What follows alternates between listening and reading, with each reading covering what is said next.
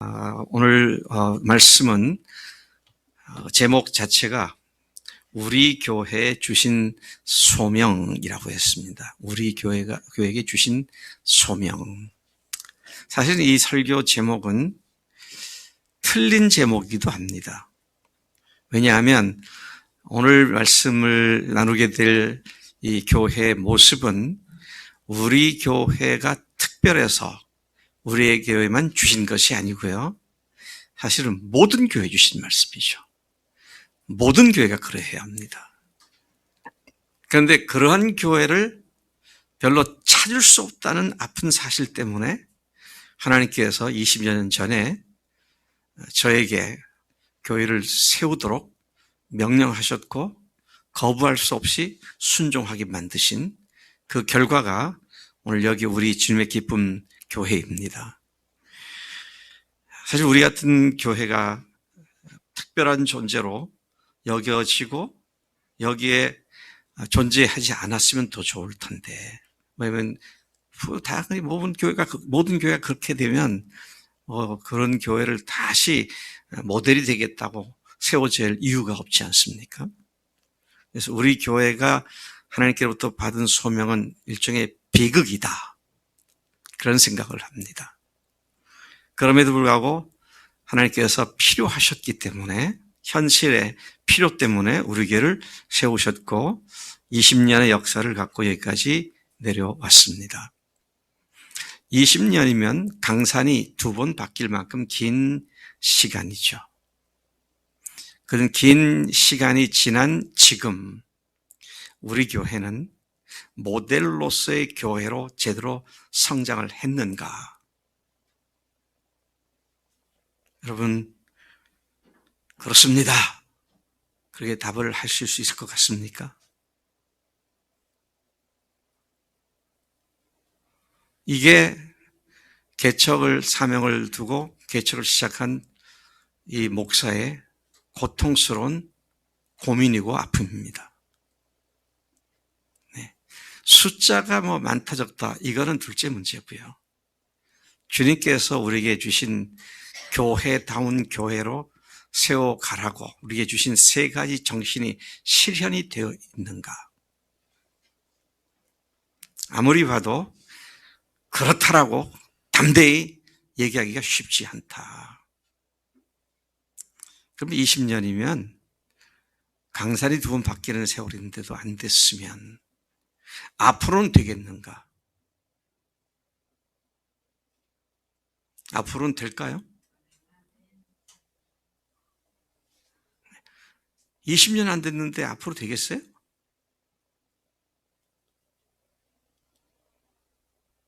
그래서 아까 우리가 인사를 나눈 겁니다. 우리가 지금 왜 여기 있느냐? 왜 여기 있느냐? 우리의 존재 이유를 확실하게 알고 그것에 전심전력 합심해서 한 마음 한 뜻으로 달려가도 될까 말까 한데, 과연 지금 우리가 그런 상태에 있는가? 자, 이거는 우리 교회의 존폐와도 관계되는, 존재 근거가 되는 문제이기도 합니다. 20년 사업해가지고 교회가 이 정도밖에 안 됐다 그러면 그 사업은 문을 닫아야 할 것 같아요. 근데 교회는 그런 것이 아니잖아요. 주님이 하시는 일을 우리가 믿고 여기까지 왔는데, 그렇다고 한도 끝도 없이 무조건 믿는다면서 되지도 않을 걸 계속 붙잡고 있다면 그것도 바보스러운 일이죠. 자, 이 문제에 대해서 우리가 툭 터놓고 이 말씀을 좀 나눠야겠다, 그런 생각을 한 것입니다. 그래서 오늘 말씀 고린도후서 5장 말씀을 중심으로 주님께서 우리에게 주신 우리 교회로 존재케 하신 부르심이 무엇이었는지 3가지 소명을 다시 한번 확인해 보고, 성령님께서 그 소명을 우리 가운데 이루실 구체적인 비결이 뭘까? 그런 생각을 함께 하는 가운데 하나님의 길을 찾고 그 길에 순종하고 헌신하고 결단하는 복된 시간 되기를 소망합니다. 구원은 늘 제가 말씀드리지만 이제 시작점을 막 통과한 것입니다. 예수님의 십자가와 부활로 내가 예수님과 함께 죽었고 예수님과 함께 다시 살아난 새 생명을 얻은 자가 되었다. 그 말은 새로운 시작을 했단 말입니다. 구원 받았으니 됐다가 아니라 이제 새로운 시작을 한 것이다. 그런데 그 시작이 어떤 시작이냐 그럴 때 전혀 삶의 주인이 바뀌어진 시작이다. 지금까지 내가 내 인생의 주인이었는데 이제는 예수님이 주인된 삶으로 바뀐 그런 시작이다. 개인적으로 보면 그런 시작인데 하나님의 위대하신 거대한 하나님의 계획과 섭리 가운데서 보면 교회를 세우는 일에 우리를 불러주신 시작이다. 그렇게 말을 바꿔 말을 하는 것이 옳습니다. 우리는 더 이상 자신을 위해 살지 않고 주님을 위해 사는 삶의 목적으로 바뀌어진 자들입니다. 삶의 주인을 바꾼 우리 그리스도인들은 더 이상 자기가 주인 되어 사는 세상 원리에 따라 삶을 사는 자들이 아닙니다. 오로지 성경 말씀에 근거하여 성령님이 인도하시는 대로 성령님의 능력을 의지하여 사는 자들인 것이죠. 살아도 주를 위해 살고 죽어도 주를 위해 죽는 자로 시작되었다는 말씀인 것이죠. 하나님께서는 교회 공동체를 통해 하나님의 사람들이 혼자가 아니라 서로 의존 관계를 맺고 서로가 영적 성장에 큰 힘과 격려가 되게 하셔서 우리에게 교회를 주셨습니다. 하나님의 자녀로 태어난 새신자들은 교회 속에 들어옴으로 말미암아 교회에서 이미 주인 바꾼 삶을 살고 있는 다른 그리스도인들의 삶의 모델을 보고 그 모델을 본받고 따름으로써 그리스도를 주인으로 바꾼 삶의 실체를 구체적으로 확인하고 경험함으로 말미암아 5년, 10년 걸릴 긴 허송하는 시간이 아니라 1, 2년 안에 주인 바꾼 삶이 구체적으로 무엇인지 실체를 보고 그 실체를 자기도 경험하며 살아가는 그런 삶을 살게 하신 곳이 교회이죠. 그렇기 때문에 새신자들이 교회에서 먼저 믿은 그리스도인들의 삶의 모본을 관찰하고 모방할 수 있을 때 그들의 영적인 성장이 촉진되고 활발하게 이루어질 수 있는 것입니다. 그런데 오늘날 대부분의 교회들이 그러한 성숙한 삶의 본을 보여주는 사람들이 많지 않기 때문에 새신자들이 어렵사리 예수를 믿고 교회에 들어와도 그냥 성장하는 것이 늘 지지부진한 상태로 또 그런 교회들이 전체적으로 하나님의 교회인지 세상의 어떤 조직인지 크게 달라 보이지 않는 그런 모습을 계속 이어오고 있다. 이렇게 말하는 것이 그다지 과장된 말이 아니라고 생각되어집니다. 아무리 십자가와 부활 복음을 통해 자신의 삶의 주인을 바꿨다고 한다 할지라도 또 성경이 말하는 그리스도인의 삶의 원리를 잘 안다고 할지라도 성령의 능력으로 그런 삶을 사는 실제를 보지 못하면 예수님이 주인된 삶은 언제까지나 비상적이고 추상적이고 비현실적인 매우 애매모호한 그런 것이 될 수밖에 없다는 것입니다. 예수님께서 제시해 주신 제자의 자격, 그것은 우리가 지난번 성경부 시간에도 말씀드렸고 또 여기서도 말씀드렸습니다만 사람을 보게 하는 일, 재물을 포기하는 일, 그리고 자신의 삶의 목적을 포기하는 일입니다. 이 세 가지를 포기하지 않고선 능히 내 제자가 될 수 없다. 주님께서는 그렇게 말씀하셨죠. 사람을 포기한다는 말은 무슨 말입니까? 부모, 처자, 형제, 자식, 심지어 자기 목숨까지 미워하지 않으면 능히 내 제자가 되지 못한다. 재산을 포기하지 못하면 능히 내 제자가 될 수 없다. 또 자기를 위해 사는 삶의 목적 자체를 포기하고 주님께로 향한 목적으로 바꾸지 않고서는 능히 주님의 제자가 될 수 없다. 그렇게 말씀하시는데, 그렇게 포기한 삶을 사는 사람들의 모델이 별로 없으니까 이 세 가지를 포기한다는 말 자체도 엉뚱하게 오해를 하더라고요. 아니, 가족을 포기하면 어떻게 하라는 얘기야? 가출해서 혼자 살라는 얘기야? 뭐 이런 반문이 오는 말 같지도 않은 어리석은 질문들이 툭툭 튀어나오죠. 가족을 포기하라면 다 포기하고 그러면 혼자 살라는 말인가? 그렇게 반문하는 사람도 있습니다. 도대체 그게 무슨 말인지 이해도 못해요. 왜? 그렇게 사는 사람 별로 못 봤으니까. 그런 사람이 사는 사람이 있다면 대단한 간증 강사가 돼서 세계를 돌아다니면서 간증을 하고 다니니 이 우스운 꼴이 아닐 수 없다는 것이죠.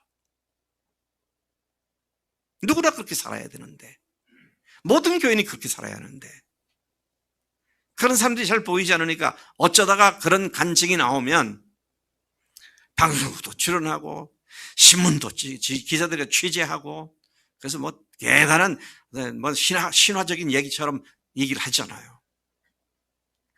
근데 모든 교인들이 그렇게 살면 그게 특별하게 취급될 이유가 없는 거잖아요. 여러분, 주님께서 우리에게 요구하신 것은 우리가 그것을 가지고 우리 수준으로 잘 적당하게 흥정해가지고 바게닝을 해가지고 내 수준에 맞게 그렇게 신앙생활 하라고 말씀하지 않으셨습니다. 세 가지를 포기하라고 그러셨어요.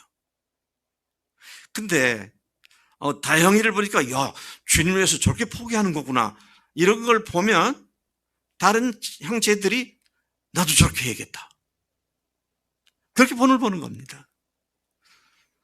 자기 재산을 자기 거라고 꼭 움켜쥐고 내 것이다 끝까지 그렇게 하지 않고 언제든지 주님께서 내놓으라고 하시면 아주 자유롭게 내놓고,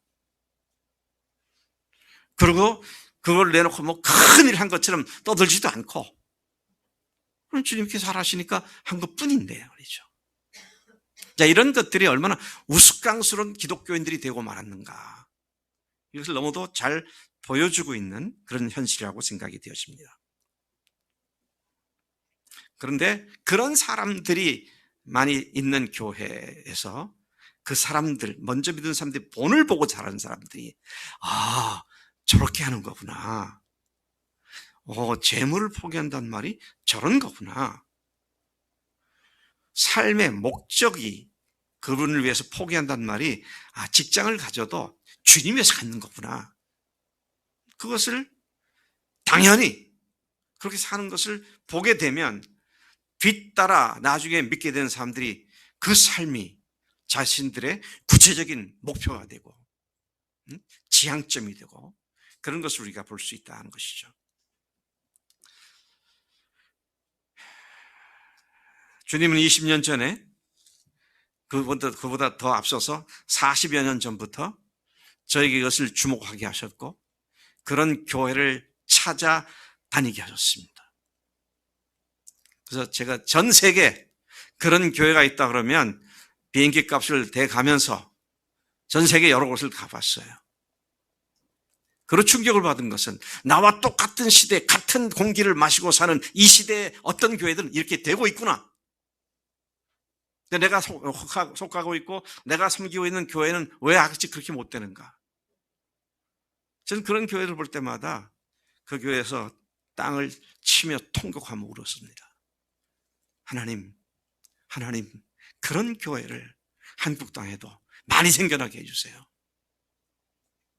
그래서 제가 교수생활을 하면서 한국 교회에다가 셀 교회를 소개하기 위해서 15년 이상 온 정리를 다 쏟았던 것이죠. 근데 그게 쏟았는데 문제는 내가 속한 교회는 그렇지가 않은 거예요.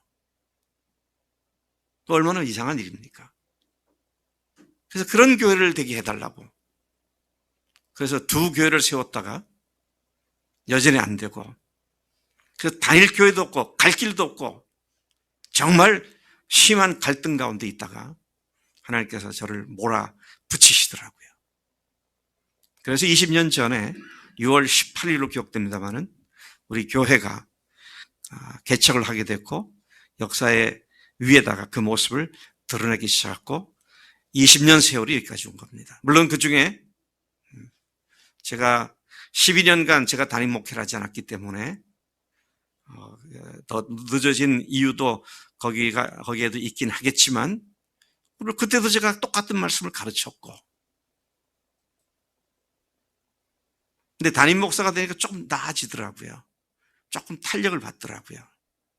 그래서 내가 한 가지가 교인들이 담임 목사에게 절대 권위를 인정하고 협동 목사는 허당이구나 그런 생각이 들더라고요. 어쨌든 20년이 됐습니다. 이대로 끝날 수는 없지 않습니까? 그래서 저는 오늘 늘 얘기해 왔지만 아주 간결하게 우리 교회가 받은 소명 3가지를 다시 요약하면서 우리가 존재하는 이유가 바로 이것 때문이다. 그리고 이것은 우리 교회가 특별히 받은 사명이라기보다는 모든 교회가 받은 사명인데 그런 교회가 별로 없으니까 우리라도 그렇게 하라고 주님께서 우리를 세우신 줄을 믿고 우리가 전심전력해야 마땅한 줄로 믿습니다. 참 제가 신학교에서 학생들을 가르칠 때요, 특히 복음과 교회를 가르칠 때 많은 학생들로부터 수업이 끝나면 박수갈채를 받았어요. 강의 끝나고 박수를 해요. 은혜 받았다고. 그리고 졸업한 후에 그런 목회를 하겠다고 헌신을 했습니다. 전사원 출신들이 나가서 그런 목회를 열심히 시도했어요. 근데 잘 안 됩니다. 왜 안 되는가? 제가 그 이유를 또 열심히 찾아봤습니다. 왜 안 될까요? 왜 안 됐을까요? 머리로는 배웠어요. 개념으로는 들어있습니다. 근데 그 목회자들이 그런 교회 속에서 경험한 바가 없고요. 그런 교회 속에서 자라난 실전 경험이 없으니까 여전히 그들이 이해한 것은 머릿속에 추상적인 것입니다. 그러니 그 일을 해나가다가 반대에 부딪히거나 얼음에 부딪히면 좌절을 하고 말죠. 그래서 제가 보니까요, 주님의 뜻대로 제대로 계속 가려면 저같이 미련한 사람이겠다.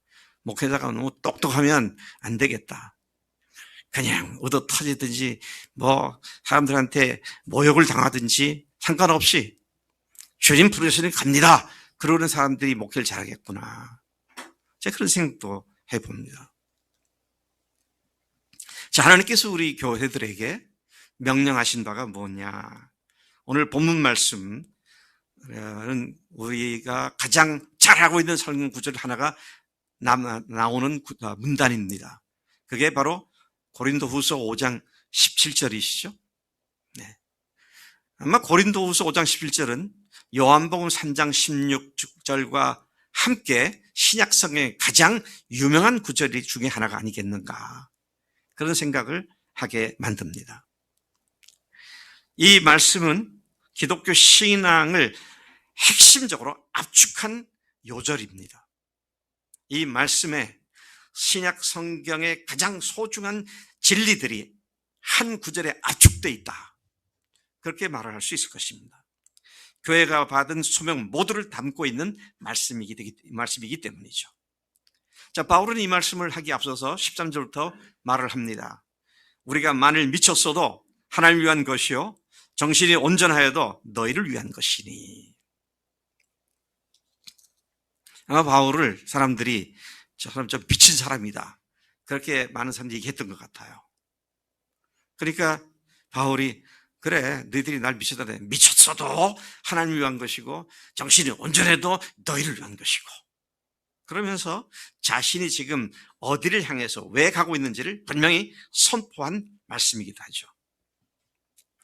이 말씀은 우리 중에 누구든지 자기를 위해 사는 자가 없고 자기를 위해 죽는 자도 없도다. 우리가 살아도 주를 위해 살고 죽어도 주를 위해 죽나니 그러므로 우리가 사나 죽으나 다 주의 것이로다라는 로마서 14장 7절 8절 말씀을 연상시키는 말씀입니다.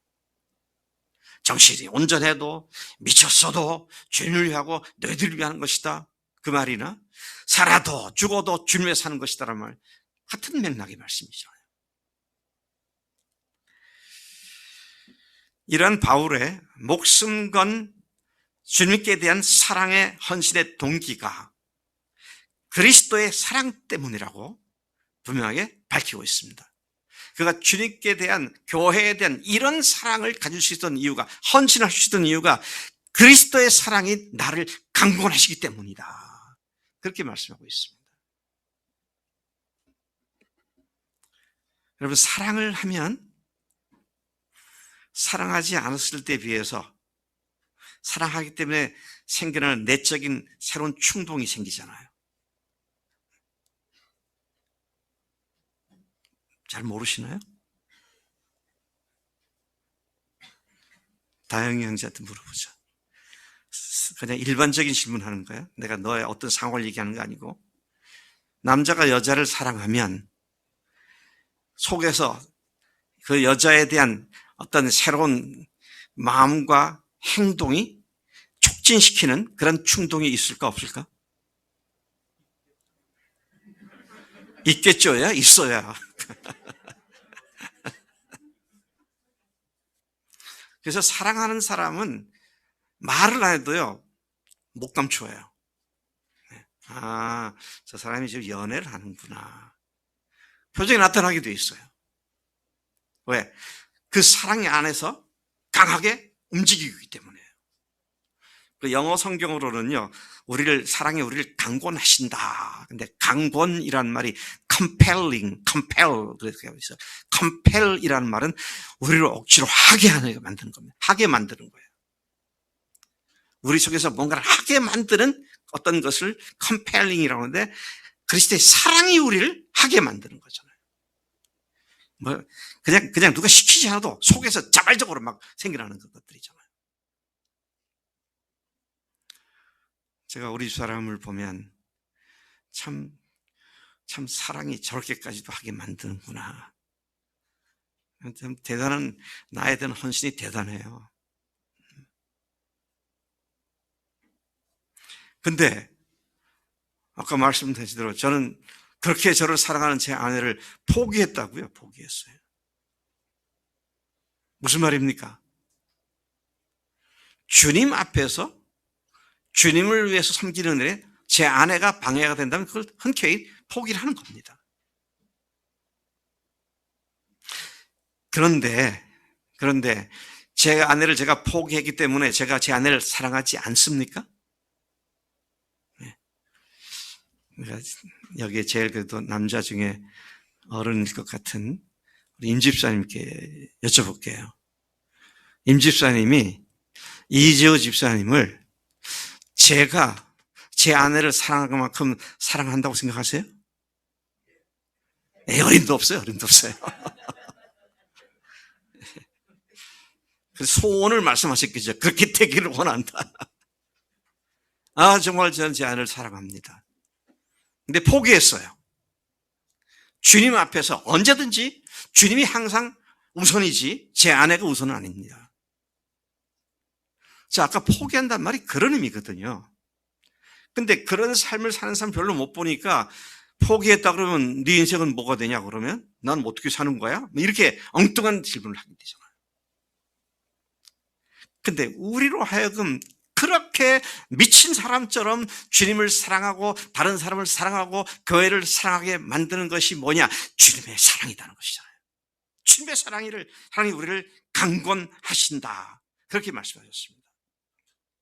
여러분은 하나님이신 예수님께서 십자가에서 우리를 대신하여 죽으신 사실을 들었을 때, 그리고 그분께서 부활로서 하나님으로서 그렇게 하셨다는 사실을 확증해 주신 사실을 듣고 믿었을 때에 여러분의 마음속에 넘치는 사랑의 감격과 감소와 감동이 여러분의 온 존재가 그분의 사랑에 완전히 휩싸이게 만들어 놓은 경험을 해본 적이 있으십니까? 머리로 알고 지식으로 알고 참 고마운 일이다 그 정도였는지, 아니면 내 전 존재가 완전히 주 앞에서 무너져 내리고, 왜? 내가 주님 앞에 흉악한 죄인인데 하나님이 나를 죽으시는, 하나님께서 나를 위해 죽으실 수밖에 없는 그런 죄인이었는데, 그런 나를 위해서 죽으시고 또 부활하셔서 하나님으로서 그렇게 하심을 증명해 주셨는데, 그 사실을 듣고 믿을 때에, 또 믿고 난 뒤를 할지라도 그걸 생각만 하면 그 사랑에 온몸이 전율이 느껴지고 주 앞에 또다시 주먹을 쥐고 헌신하는 그런 삶의 계속의 연속이 이루어지고 있냐는 거예요.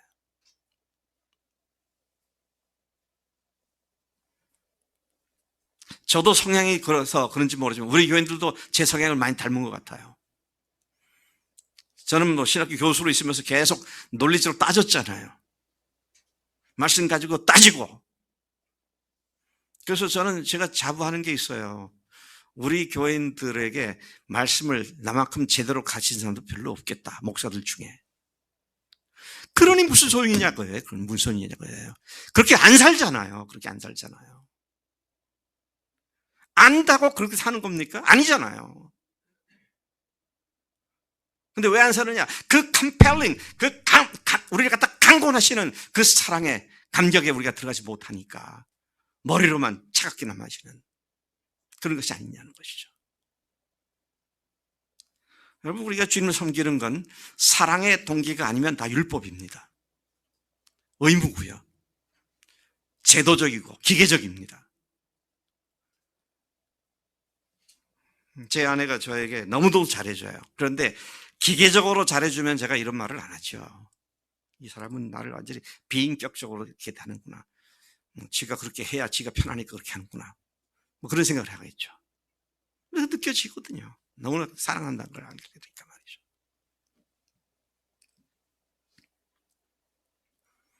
내가 받아야 할 죽음의 형벌을 하나님이신 예수님께서 대신 받으신 그 사랑 때문에 눈물을 철철 흘리며 하나님께 감사하신, 그리고 자신이 오늘 주님의 것이라고 헌신한 적이 있으신가?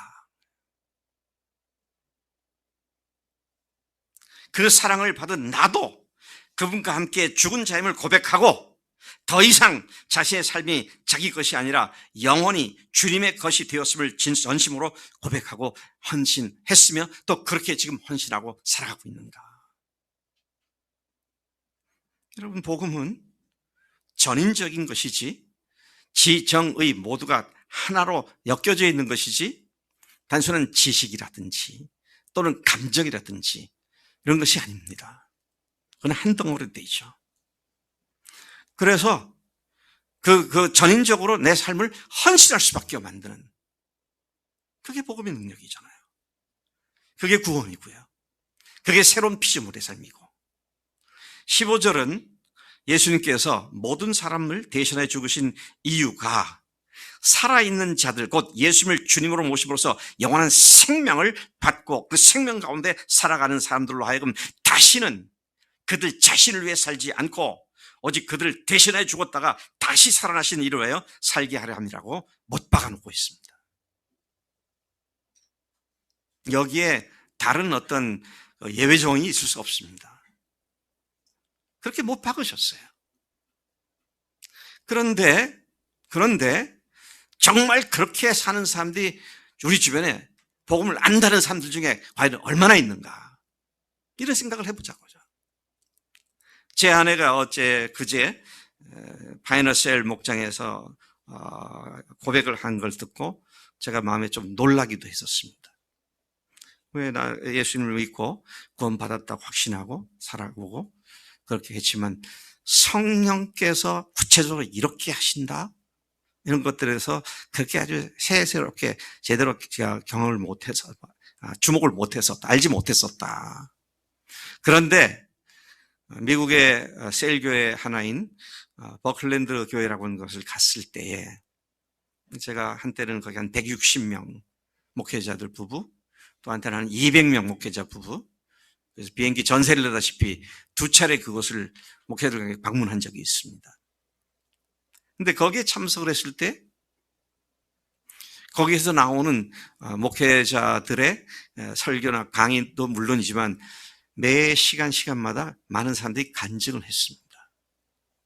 근데 그 교회는요, UC 버클리, UC 중에서도 캘리포니아 주립대학 중에서도 가장 그래도 제일 좋다고 하는 서부의 아이비 리그라고 할 수 있는 버클리 대학 문 앞에 있어요. 정문 앞에 있어요, 그 교회가. 그러니 뭐 자연히 버클리 대 석박사들이 그 교회에 많죠. 네? 똑똑한 사람들이 많죠.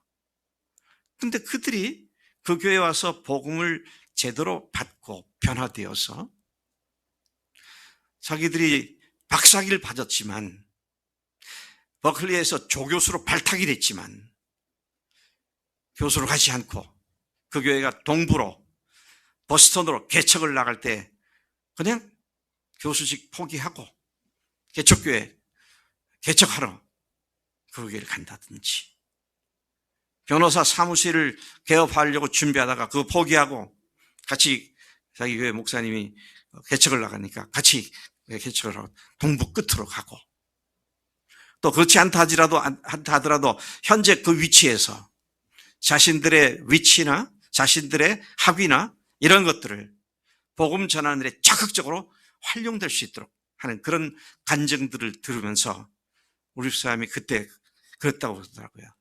아, 예수님이 주님이란 말이 이거구나. 실체를 보았다고요.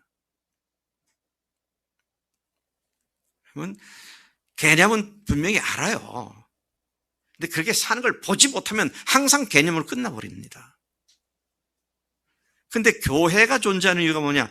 그런 먼저 믿는 사람들의 모델이 있는 교회가 되어서 새로 믿는 사람들이 처음 볼 때 그렇게 처음부터 그렇게 믿고 따르게 하는 거잖아요. 근데 와서 그런 모델을 보지 못하니까 어떻습니까? 그 사람도 5년, 10년, 20년 돼도 그냥 그 밥에 그 나물이 되고 말죠. 그러다가 제가 세일교회를 보면서 이게 실제가 이렇게 있었구나. 그래서 뭐 남미도 찾아가 보고 유럽도 찾아가 보고 동남아시아도 찾아가 보고 뭐 그럴 때마다 제가 가졌던 큰 의문은 여기서는 이런 교회가 생겼는데 왜 한국에서는 안 생기고 있는가? 그래서 뜻하지 않게 그런 불타는 사명감으로 한국에 돌아와서 한국 교회에다가 세일교회 모델을 소개하는 일에 한 10여 년, 15년 정도 몰두를 했었죠. 근데 거기에 또 문제가 있었습니다. 무슨 문제가 있었냐? 내가 다니면서 그런 교회를 소개하는데 내가 몸담고 있는 교회는 그렇지 않은 거예요. 이것도 모순이더라고요. 그래서 그런 교회를 개척을 2번씩이나 해보고, 근데 역시 담임 목사가 아니니까 안 되더라고요, 그게요. 그러다가 이제 우리 교회가 20년 전에 세워졌고 20년이 지금 지났습니다. 여기까지 왔습니다. 근데 20년은 작은 세월이 아닌데 아직도 되지 않고 있어요. 전혀 안 되고 있다, 그렇게 말하지 않겠습니다. 마치 뜨거운 물과 찬물을 이렇게 대야에다 섞으면 일시적으로 이쪽은 차고 이쪽은 차고 더 덥고 그렇잖아요. 그래서 시간이 좀 다 섞여져서 균일하게 뜨뜻해지게 되는데 우리 교회가 지금 그런 상태가 아닌가, 그런 생각을 해보게 됩니다.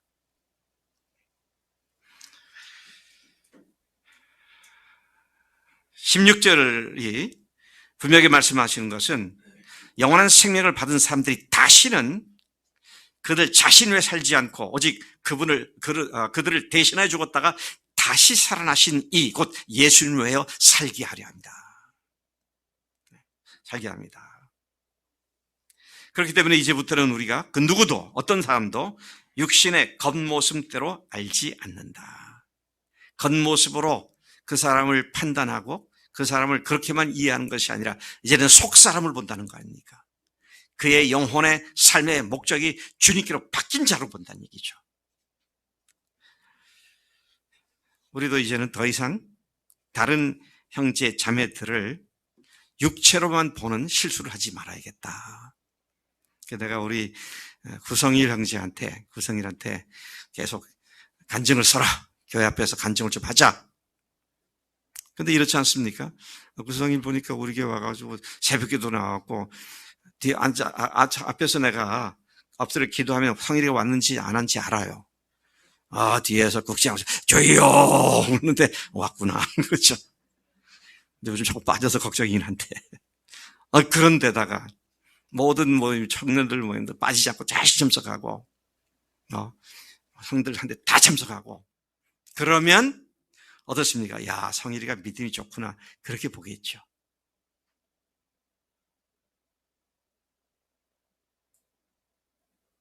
누가 알아요? 그 속에 뭐가 있는지.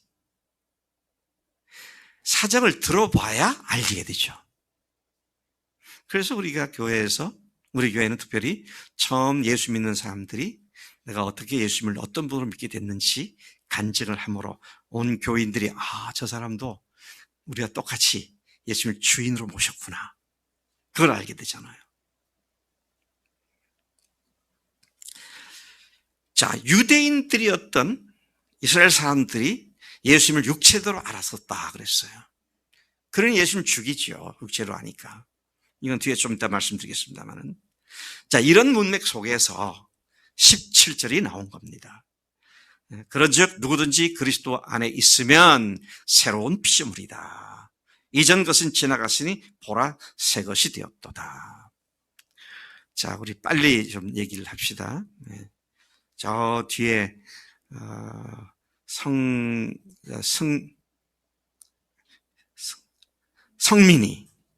성민이가 빨리 대답해봐. 이전 게 뭐야? 여기서 이전 건 지나갔다 그러는데 이전 게 뭐야?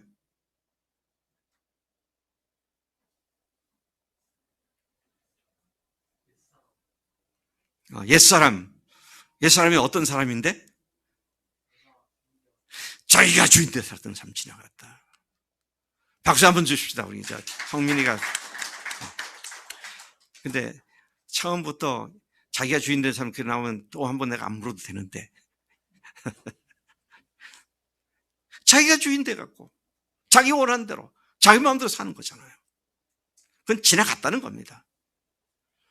영어 표현을 보면 현재 완료를 썼더라고. has passed away. has 플러스 have pp 동사. 그러니까 현재 완료죠. 지나간 어느 시점에 지나가서 지금까지 계속 지나가 있는 상태. 그건 지나갔다는 겁니다. 보라, 새 것이 되었도다. 자, 우리 원석 형제. 새 것이 되었다는데 뭐가 새 것이 됐어? 주인이 바뀌어서 새 것이 되었다. 삶의 동기와 이유와 목적이 더 이상 내가 아니고 주님으로 바뀌어진 사람이 되었다. 그게 지금 13, 14, 15, 16절에 이어서 17절까지 나와 있는 내용의 말씀이라는 것이죠. 여러분, 예수님을 믿고 새로운 피조물이 된 사람들은 주인이 바뀌었을 뿐만 아니라 주인이 바뀌었기에 삶의 목적과 동기와 이유가 주님으로 완전히 바뀌어진 사람이다. 여러분, 그렇게 예수님을 그렇게 고백하셨습니까? 아멘. 여기에 우리 소망이 있죠. 그분이 내 삶의 이유입니다. 그분이 내 삶의 목적이고요. 나의 삶의 동기가 그분이시다. 뭘 하더라도 일륜지 대사 그러면 뭡니까? 결혼하는 거, 또 직장 갖는 거, 자녀 낳는 것, 어디로 이사하는 거, 뭐 이런 게 인생의 큰 문제들이잖아요. 근데 그런 것을 주님 중심으로 한다고 말했잖아요. 그렇게 우리가 주님 앞에서 사는 자들이 되었다. 새로운 피조물이 되었다. 그렇게 우리가 고백하는 것이다 하는 것이죠. 그래서 여러분, 주님께서 말씀하시면 예만 있지 아니오는 없다 그랬습니다. 주님께 대한 순종만 있지 주님 앞에 토를 달고 이유를 달아서 주님의 말씀과 논쟁을 하면서 항변을 하면서 피해 나가는 그것은 있을 수가 없다는 것이죠. 그렇게 하면 어떻게 됩니까? 자기만 고달퍼져요. 자기만 고달퍼져요. 18절 다시 돌아가겠습니다. 여기 18절, 19절은 모든 교인이 사역자의 역할을 감당하는 사람들이 되었다라는 사실을 강력하게 일깨워주는 말씀인데요. 구원받았다는 말은 아까 뭐라고 했습니까? 하나님의 복음의 사역자로 부르심을 받은 것이고 그 부르심의 시작점을 통과한 것이다. 그럼 이제 본격적으로 달려가야 되죠. 그래서 18절에 보니까 모든 것이 하나님께로서 났으며 그가 그리스도로 말미암아 우리를 자기와 화목하게 하시고 또 우리에게 화목하게 하는 직분을 주셨으니, 이런 사명회로의 부르심은 전적으로 하나님께로부터 시작된 것이다라는 것이죠. 하나님과 원수되었던 우리를 하나님께서 주도적으로 먼저 예수님의 죽으심과 부활하심을 통해 우리를 하나님과 화목하게 해주셨다. 여러분, 누가 원수가 되었다 참 고통스러운 일이죠. 네. 제가 집사람으로 살면서 제일 고통스러운 시간이 언제였는가? 좀 기분이 나빠져가지고 제 아내가 저한테 가할 수 있는 가장 혹독한 형벌, 그게 뭔지 아세요? 말 안 하는 겁니다. 벌써 그게 딱 감지가 되면 비상사태구나. 그래서 제 아내가 입만 꾹 다물면 제가 왜 그렇게 불안한지 어떻게 해서 저걸 풀어줘야겠다. 그래서 뭐 좋은 말로 해도 소용없고 이제 그러다가 이제 내가 좀 유치하긴 하지만 방법을 확실히 배웠잖아요. 저는 한번 얘기했죠. 앞에 가가지고 메롱 그러면 그건 논리도 아니에요. 뭐 아무것도 아니에요. 근데 풀리더라고. 그런데 와이프하고도 불편한 관계가 이렇다면 하물며 하나님과 원수된 삶이 얼마나 고통스러운 것인가 하는 것이죠. 근데 하나님께서 먼저 우리에게 찾아오셔서 이니시티브, 주도적으로 찾아오셔서 우리를 하나님과 화목하게 만들으셨는데 그 화목 제물이 바로 예수님 자신이었다는 사실. 그러니까 우리가 평생, 아니 영원히 주님의 은혜를 찬송하고 찬송해도 담이 없죠. 우리가 어떠한 죄악 가운데 있다 할지라도 하나님은 회개하는 심령을 귀히 여기시고 회개하는 심령을 기뻐 받으시는 줄로 믿습니다. 여기 화목하게 하는 직분을 맡기셨다, 우리에게 부탁하셨다라는 말을 영어 성경 번역들을 제가 몇 군을 찾아보니까 다 똑같더라고요. 뭐라고 해야 되냐면 화목의 사역을 맡겨주셨다 그랬어요. gave us, 우리에게 주셨다. The ministry of reconciliation. 미니스트리를 주셨다는 거예요. 사역을 주셨다는 겁니다. 우리 성경을 또 제가 또 좀 해보니까 약간씩, 같지만 약간씩 다른데요. 현대인을 만 성경을 보면 화해 직책을 주셨다. 새 번역을 보니까 역시 화해 직책을 맡기셨다. 공동 번역에 보니까 화해시키는 임무를 우리에게 주셨습니다. 그러니까 공통적으로 말하는 건 우리에게 주어진 새로운 임무, 직책. 그것은 하나님과 사람들을 화목하게 하는 직책이다. 화목하게 한다, 화평케 한다, 원수관계를 풀어주는 그런 일이 우리가 할 일이다. 그렇게 말씀하신 것이죠. 세상을 하나님과 화목하게 하는 일은 새로운 피조물인 그리스도인들에게 부여해주신 사역이며 직책이며 임무이며 직무다 하는 것입니다. 어제 우리 교회는 우리 김승민 할머니, 김효진 할머니 장례식장에 가서 그 가족들을 위로하는 위로 예배를 드렸습니다. 근데 제가 가서 무슨 말로 위로하게 할 수 있겠는가? 뭐 특별히 위로할 말이 없죠. 복음 외에는. 그래서 예배 시간 직전에 임 집사님 보고 기도 인도하시라고. 그랬더니 임 집사님이 복음 가지고 기도를 하시더라고요. 그래서 마음에 성령께서 함께 역사하시는구나. 왜 제가 복음 준비해 갔었으니까. 그래서 그 기도로 준비된 마음밭에 짧지만 분명하게 복음을 선포할 수 있었고, 거기 보니까요, 승민이 어머니만 예수 믿고 그 친척들은 믿는 사람이 없더라고요. 또 뒤에 서 있는 사람 보니까 여자들이 굉장히 많더라고. 상복을 입은 여자들이. 그런데 그들 중에 믿는 사람이 있는지 모르지만 대부분이 안 믿는 사람들이죠. 그러니 승민이 할머니의 소천이 그 가족들에게 복음을 전할 수 있는 절호의 기회가 됐잖아요. 감사하더라고요. 우리가 그 직책을 맡은 자들이니까 천국 소망으로 위로하고 천국 소망을 함께 갖도록 그렇게 복음을 전한 것이죠. 자, 아까 우리가 들었던 상범이 형제의 간증도 보면 거기에 지난주에 두 사람에게 복음을 전했잖아요. 그래서 어제 오후에 마디장 모임에서 그 얘기를 좀 들었는데 오늘 간증에도 나왔습니다만은, 근데 제가 어제 얘기를 듣다가 충격이 됐어요.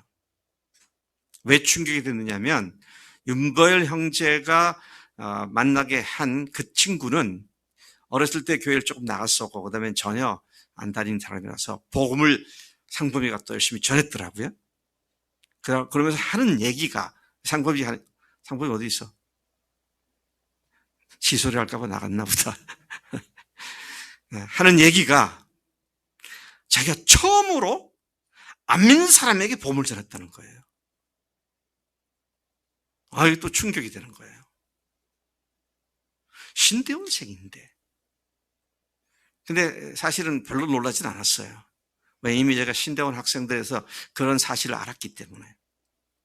그래서 제 강의를 듣는 학생들에게, 특히 전도학을 듣는 학생들에게 세 종류의 질문을 해봤습니다. 전도를 하는데 예수 믿으세요? 교회에 나오세요? 그렇게 전도를 하는 사람들과, 두 번째는 전도지라서 다 주면서 예수님이 우리의 주님이십니다. 그분이 우리를 죽으셨습니다. 하나님이십니다. 부활하셨습니다. 예수 믿으세요. 그렇게 전도하는 사람들과, 그리고 적어도 한 30분 이상 앉아가지고 우리가 어떤 죄인이고 예수님이 십자가에서 어떤 대속의 죽음을 죽으셨고, 그리고 부활이 어떻게 믿을 수 있는 근거이고, 회개가 무엇이고, 그리고 영접하게 될 때 구원받는다고 하는 복음의 전 이야기를, 모든 이야기를 다 전해준 그런 전도한 사람들 세 부류를 질문해 봤어요. 맨 처음에 복음을 다 불신자에게 전해준 사람, 30분 정도 이상 전해준 사람, 그랬더니 불과 5% 정도밖에 없더라고요.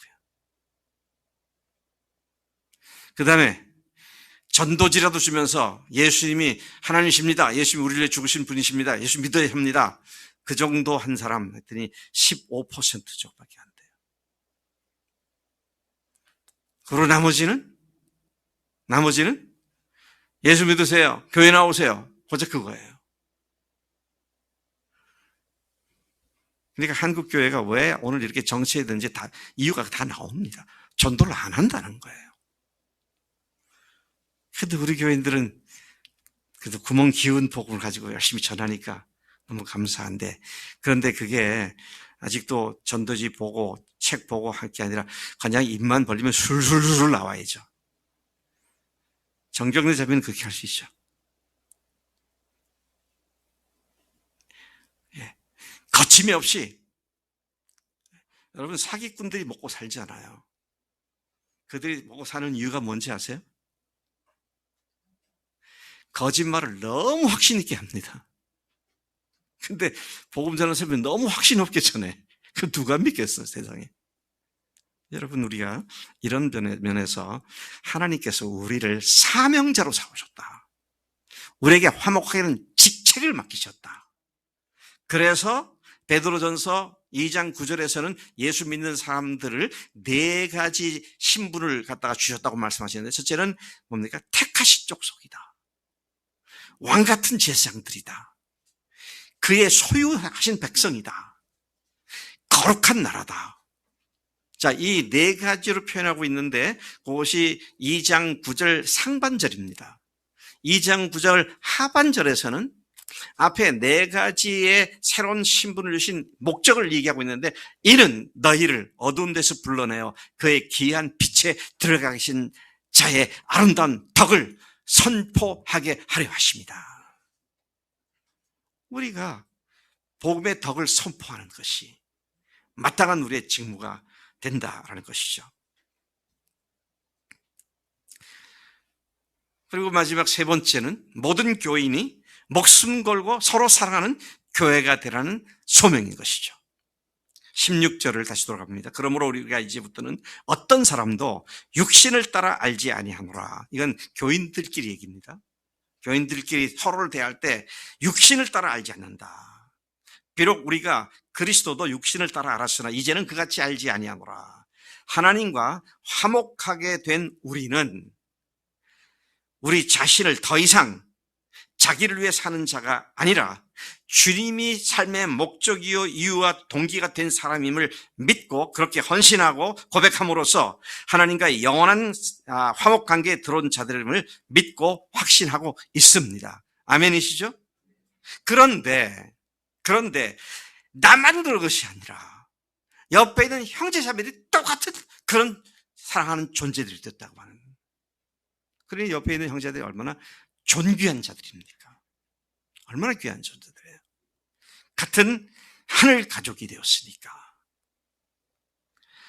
그렇게 바라보게 될 때 우리는 하늘 가족의 사랑을 부을 수 있는 시작이 되게 되는 거죠. 그래서 여기 보면은요, 육신을 따라 알지 않는다 그랬는데, 육신을 따라 알면 어떻게 본다는 말입니까? 나보다 키가 더 큰 사람, 나보다 공부를 많이 한 사람, 나보다 돈이 많은 사람, 나보다 성장 배경이 더 좋은 사람, 나보다 더 잘생긴 사람.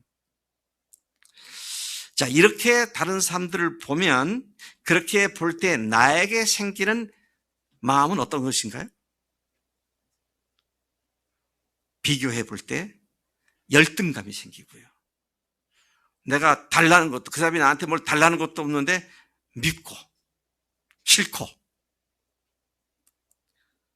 그 사람하고 멀리하고 싶고 그렇게 되죠. 근데 주님께서는 유대인들이 그렇게 봤잖아요. 유대인들이 예수님을 육체대로 봤을 때 그들의 눈에는 예수님은 시골뜨기입니다. 그들이 볼 때는 무식한 사람이었습니다. 학력이 없는 사람이었어요. 돈도 없죠. 이사야서에 보면 예수님의 외모가 잠깐 언급되어 있는데 별로 고운 모양도 없다 그랬습니다.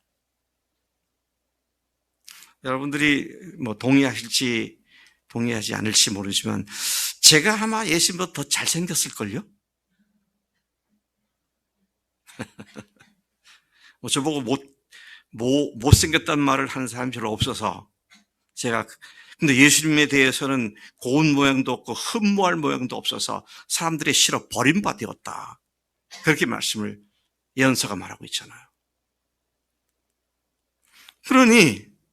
그러니 유대인들이 하나님이신 예수님을 제대로 못 보니까 예수님을 잡아 죽이죠. 엄청난 죄악을, 그분을 어떤 눈으로 봤을 때 그런 죄악을 지었게 되었는가. 그런데 사실 여기서 우리가 확인할 수 있다는 것입니다. 주님은 지상사역 마지막 날 밤 그 긴박한 시간에 교회 공동체인 제자들에게 유언과 같은 말씀으로 말씀을 주셨어요. 요한복음 13장부터 17장까지가 그 말씀인데 그 5장을 전체적으로 압축했을 때에 예수님께서 공동체 보고 어떻게 하라고 주신 거예요? 어떤 공동체가 되라고 주신 겁니까? 3글자로. 3계명을 지키라는 겁니다. 13장 34, 35절에서 세 계명을 준다고 말씀하셨죠. 14장에 성령께서 오시면 너희가 서로 목숨을 걸고 사랑할 수 있다고 말씀하셨죠. 15장에서 너희가 서로 사랑하라. 너에게 계명을 주니 너희 서로 사랑하라. 내가 너에게 사랑하라는 이 계명은 다른 것이 아니라 바로 너희가 서로 목숨을 걸고 사랑하는 것이다. 15장에서도 계속 세 계명에 대해 말씀하십니다. 그러니까 여러분, 주님께서 우리에게 주신, 공동체에 주신 가장 큰 핵심적인 계명이 뭐냐 그럴 때는 서로 하늘 가족으로 사랑하라는 거죠. 어떻게 해요? 목숨 걸고 사랑하는 겁니다. 목숨 걸고 사랑하는 거죠. 형제가 어렵다, 영적으로 어렵다, 영적으로 도와주고, 물질적으로 어렵다, 물질적으로 도와주고. 누가 뭐죠? 확진자가 되었다. 원서가, 너 확진자 됐을 때 청년들이 뭐 좀 많이 사줬어? 대단히 크지가 않다. 뭐 밥 한 끼 사주는 거 뭐 대단한 거 아니지만 그 생각을 갖고 헤아리고 사랑을 표현한다는 것. 근데 그것뿐만 아니라, 형제가 어렵다.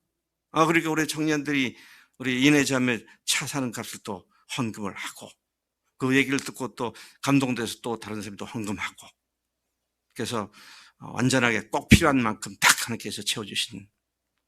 그런데 그게 어떤 때는 더 큰 규모의 일도 할 수 있을 것이고 말이죠. 성경은 교회를 하나님의 가족이라고 말을 했잖아요. 가족 같은 것이다. 가족처럼 사랑해라가 아니라 가족이다 라고 말씀하셨죠. 가족이기에 더욱 목숨 걸고 사랑하는 영적 실체가 되어야 함을 강조하신 것입니다. 교회 안에 있는 자들은 성경을 보고 예수를 믿지만 교회 밖에 있는 사람들은 성경이 없잖아요. 그러니까 교회 믿는 사람들이, 교회 안에 믿는 사람들이 그들에게는 성경이 되는 겁니다. 그래서 이 말씀에도 뭐라고 말씀했어요? 너희가 서로 사랑하면 이로써 모든 사람이 너희가 내 제자인 줄 알리라. 예수님을 대해서 내가 관심이 많고 예수님을 믿는 것은 내가 좋다고 생각하지만 믿는 것들 꼴 보기 싫어서 안 믿겠다는 그런 얘기가 비일비재하게 들려오는 현실이 오늘 한국 교인들의 믿음의 피상성을 너무 잘 드러내고 있는 이야기로 생각되어집니다. 주님은 우리 교회에 이러한 하늘 가족 공동체의 사랑을 실천하는, 실체를 이루는 교회가 되라고 사명을 주신 줄로 믿습니다. 20년 전에 주님은 이러한 소명으로 우리 교회를 부르셨고 그렇게 주님의 기쁨 교회가 시작되었습니다. 그리고 우리 교회는 잡다한 많은 사역을 벌리지 않고 이 세 가지에만 집중해 왔습니다. 그러나 아직도 온전하지 못합니다. 그렇기 때문에 과연 우리 교회가 그런 사명들을 완수하는 교회가 될 수 있을까라는 따갑고 거칠고 파괴스럽고 절망스러운 질문으로 저는 지난 날 동안 계속 고통을 당해왔습니다. 내가 여기서 장난하는 것이 아닌데, 내가 여기서 노는 게 아닌데, 50대 이후 내 생을 다 바친 것인데, 시간만이 아니라 우리 아버님이 주신 것 다 갖다 쏟아부었는데, 그냥 어느 교회와 다를 바 없이 계속 이렇게 끝나버릴 것인가.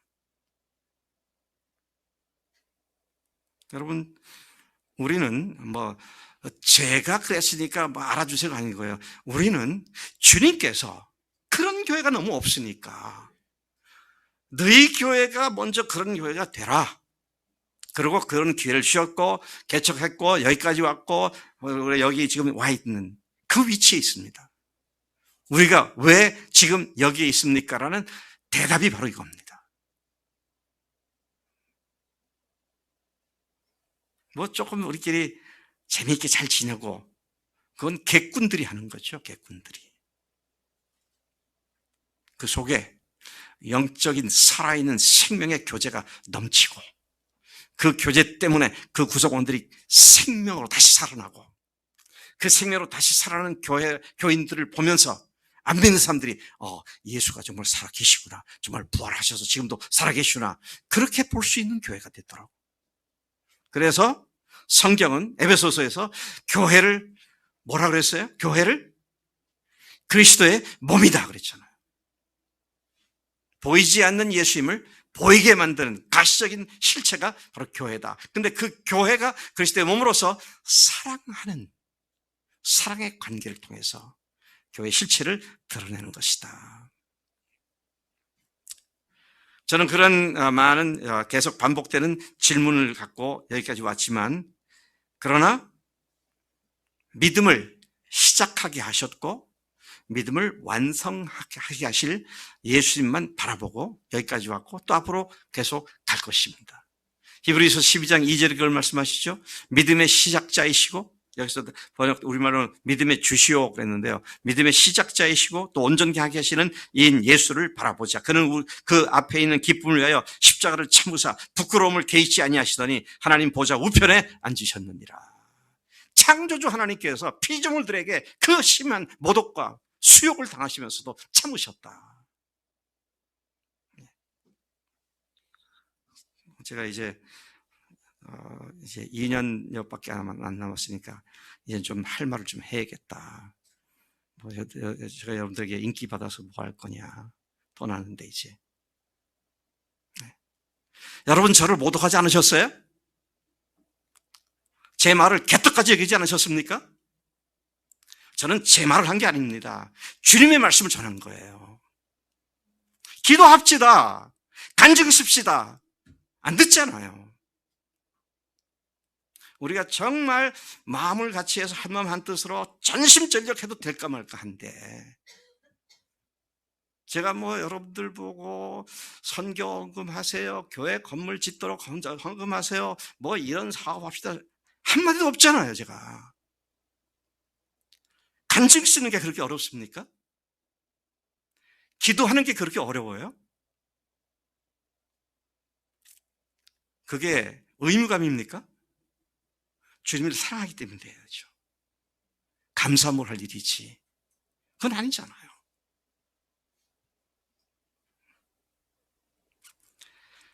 그래서 오늘 제가 이제 말을 마치겠는데요. 한 마음, 한 사랑, 한 뜻을 품으라고.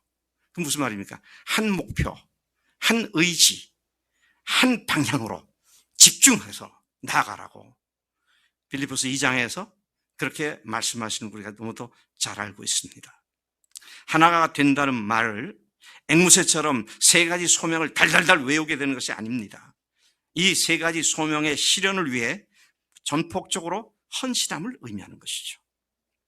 이 세 가지 소명을 온전히 이룰 수 있으려면 성령께서 그때그때 교회에 말씀하시는 말을 민감하게 알아듣고 순종해야 합니다.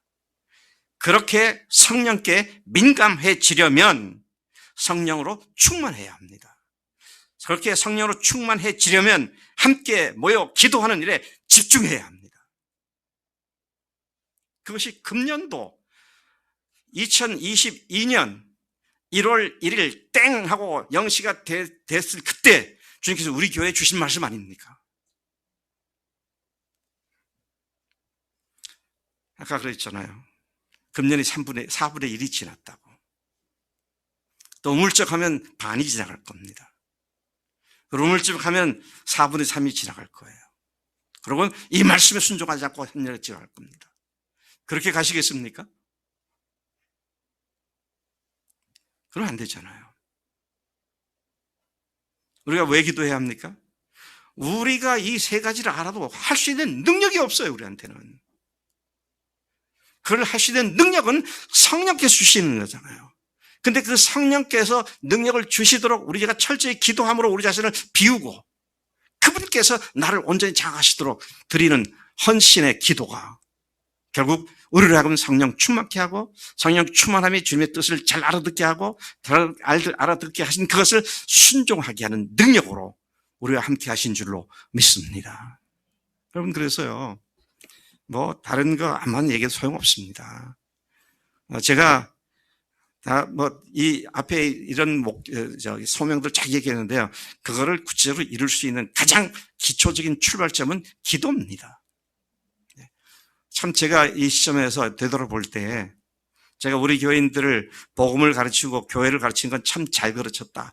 다른 목회자들에 비해서 내가 잘 가르쳤다는 자부심을 갖습니다. 그런데 그러니 뭐합니까? 그렇게 아직도 안 돼 있는데. 안다고 하는 겁니까? 아니잖아요.